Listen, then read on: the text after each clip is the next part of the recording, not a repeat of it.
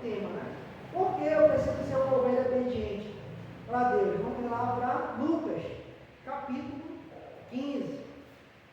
Vamos compreender o novo e o velho, né? Hoje. Lucas, capítulo 15, é isso mesmo.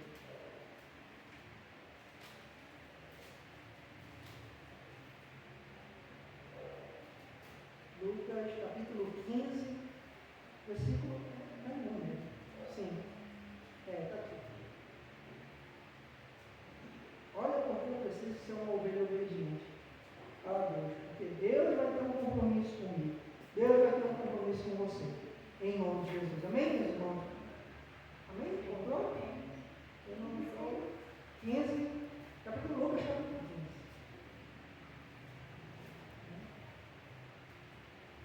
Não dá para não ficar ninguém de fora desse alimento. Capítulo 15, Lucas 15.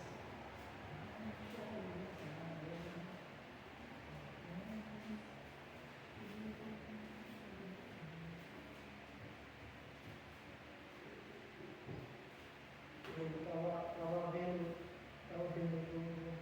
uma situação com ele, acho que é o pastor, assim como o pastor Jair. Aí ele, o pastor, antes de abrir o culto, que abre o culto, a reunião, né? Aí ele estava falando sobre o culto, que podia ficar e tal. Aí ele, eu acho que ele viu alguns assim reclamar, né? Que demorava. Aí ele falou assim, não, aí ele deu lá, irmãos, vocês ficam aqui um tempo na igreja, uma hora e pouco, aplaudindo, como é que vocês querem ficar a eternidade com Jesus? É verdade, né? Porque eu também tinha, antes, quando eu começava, eu tinha aí, e eu gostava da parte da abertura do culto. Ficava ainda, demorava demais na palavra. Eu não entendi, porque no começo eu não entendia o que precisava, para mim abrir meu coração. Aí eu não sabia, eu conhecia os índios também, né? Mas aí eu me dediquei, né? Mas assim, para viver a eternidade com Cristo, né? Em nome de Jesus. Amém, meus irmãos? Diz assim, ó. Peraí, eu falar aqui. Assim, da ovelha obediente, né? Para Jesus. Você vai olhar para o seu irmão e vai dizer assim, meu irmão, olha para o seu irmão, olha para os olhos azuis dele, não fica com vergonha não. Olha lá, olha para quem está indo, olha para cá. E olha para cá, irmão, para mim. Aí o Tinaldo olha para trás.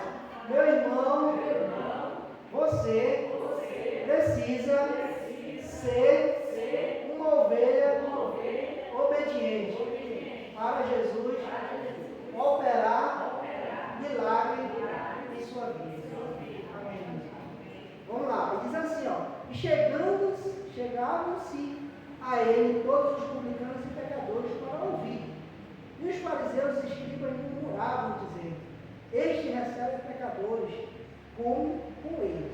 Aí vem assim, e ele lhe propôs esta palavra dizendo, que homem dentre vós, tendo 100 ovelhas, e perdendo uma delas, não deixa no deserto as 99 e não vai após a perdida até que venha achá-la?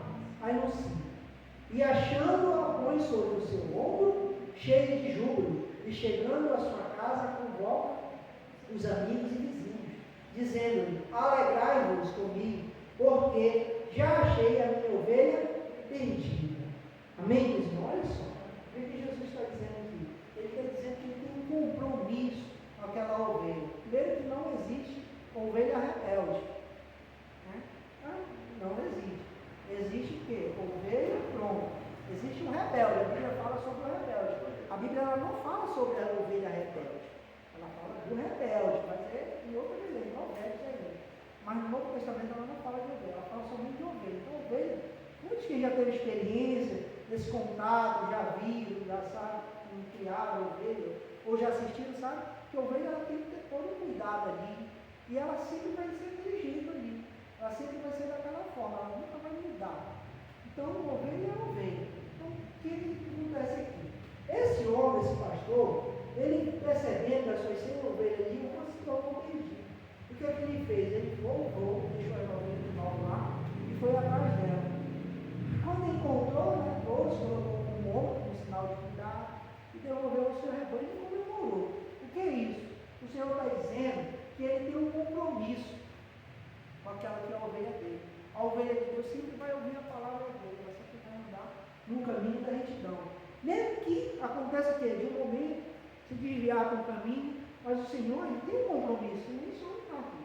Ele tinha um compromisso, ele foi atrás dela. Porque ele sabia que aquela era a ovelha do pai dele. Aquela era a pessoa que estava, né? Aquela pessoa que tinha ali uma sinceridade no coração, estava ali, ouviu, se desviou por um momento, mas ele foi resgatado. Nós precisamos ser dessa forma. Não se tornar algo ali que só por ouvir a palavra, só estar, voltar, tanto faz, não tem nada para fazer esse horário, não, a gente precisa nos entregar verdadeiramente para Jesus. Porque se eu me entregar verdadeiramente para Jesus, ele vai ter um compromisso que nem esse pastor tinha aqui. Qualquer momento ele vai estar ali atento. Olha lá, ele continua, depois da festa, né? Aí ele vem aqui, no 7, né? Digo-vos que assim haverá alegria no céu, por um pecador que se arrepende mais do que por 99 justos que não necessitam de arrependimento. O qual, aí no 8, o qual a mulher que tendo 10 dracmas se perde uma dracma, não acende a candela e vai à casa, busca com diligência até achar. Aí 9. E achando-a, convoca as amigas e vizinhas, dizendo: alegrai-vos comigo, porque já achei a dracma perdida. Assim vos digo que há alegria diante dos anjos de Deus por um pecador que se arrepende. Olha só. Aí ele traz outro exemplo, quase dentro da ovelha, só que aqui agora com moedas, né? Ele é a moeda da época. A mulher tinha 10 dracmas, perdeu uma e ela se preocupou, porque aquilo era dela. Ela não pode deixar perdida, ela não pode deixar sem compromisso. O nosso Deus seria uma palavra. De maneira nenhuma, o nosso Deus ele vai deixar a gente confuso. Ele nunca vai lançar algo sobre nós para a gente cair, não saber o que fazer. O que eu vou fazer? Meu Deus, será que é isso? Não, ele sempre vai esclarecer. Até uma situação aí que eu estava esses dias, busquei a Deus, né? Deus é maravilhoso. Depois a gente vai ter esse testemunho maravilhoso e forte aqui, porque é Deus operando milagre. De uma forma que ele não vai confundir ninguém. Ele não vai deixar se ter. Alguém lança uma palavra ali da ciência, por exemplo, né? Da ciência do homem, e não, mas a ciência de Deus é uma palavra diferente. Aí você pode até ficar naquele momento, olha o que você vai fazer? Vai buscar Deus. Não, vai buscar Deus. Vai buscar Deus, aí ele vai buscar Deus, vai esclarecer. Por quê? Porque ele tem um compromisso com você. É o que ele está falando aqui. Essa mulher sempre é Deus. É o compromisso, ela não quer saber o horário. Olha, era de noite ali, e naquele período, pela palavra, não tem energia elétrica como hoje, né? Era algo escuro, então ela o quê? Acendeu a cadeia, vou varrer a casa. Vou procurar, não posso. O que é isso? É mostrar que Deus, qualquer hora, qualquer momento, ele vai estar esperando a nós. Porque ele tem um compromisso. Se eu tenho um compromisso com Deus, ele vai ter um compromisso comigo. Pode ser a batalha de fogo, meu Deus, eu estou numa situação que ele vai. Porque lembram, a gente viu lá, o céu está aberto, os anjos estão subindo e descendo, para nos atentar a nosso favor. Amém, meus irmãos? Agora, algo diferente aqui, ó, como a gente viu essas duas parábolas, elas interligam. Agora, uma diferente aqui, ó, que é o que impede também o milagre. Esse aqui, a gente vai começar um pouquinho e passar para cá, aqui, primeiro instante. No 11, disse-lhe um certo homem que tinha 2 filhos. O mais moço dele disse ao pai: pai, dá-me uma parte da fazenda que me pertence. E ele repartiu e pôs-lhe a fazenda. E um poucos dias depois, o filho mais novo, juntando tudo, partiu para uma terra longínqua e ali desperdiçou a sua fazenda, vivendo dissolutamente. E havendo ele gastado tudo, houve naquela terra com grande fome e começou a padecer as necessidades. E chegou-se a um dos cidadãos daquela terra, o qual mandou para os seus campos apacentar os porcos. E desejava encher o seu estômago com as bolotas que os porcos comiam, e ninguém lhe havia dado nada. Aí no 17, caindo em si, disse: quantos trabalhadores meu pai tem abundância de pão, e eu aqui pereço de fome. Amém? Olha só, ele está dizendo que essa outra passagem é um filho que ele mesmo tem um entendimento.